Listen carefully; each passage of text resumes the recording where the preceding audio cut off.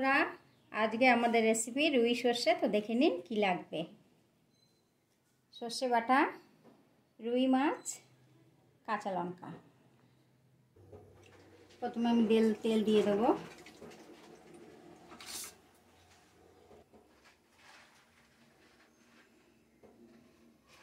দিয়ে দিলাম মাছের মধ্যে। তারপর সর্ষে বাটাটা,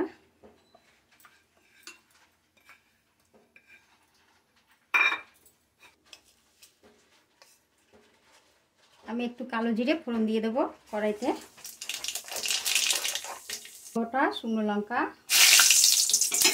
দুটো গোটা লং,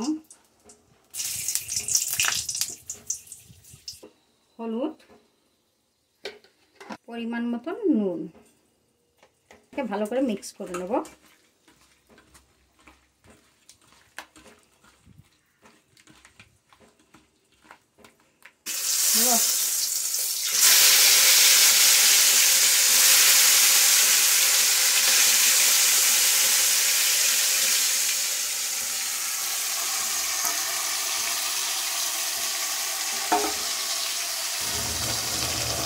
এগুলোকে একটু উল্টে দেবো মাছগুলোকে।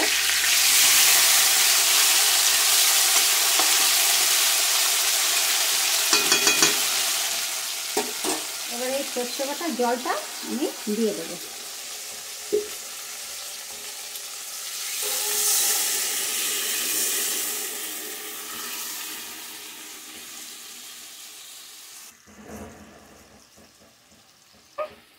ঢাকা দিয়ে রেখে দেবো 5 মিনিট। হয়ে গেছে। এবার আমি এটাকে নামিয়ে নেব। রুই সর্ষে কমপ্লিট।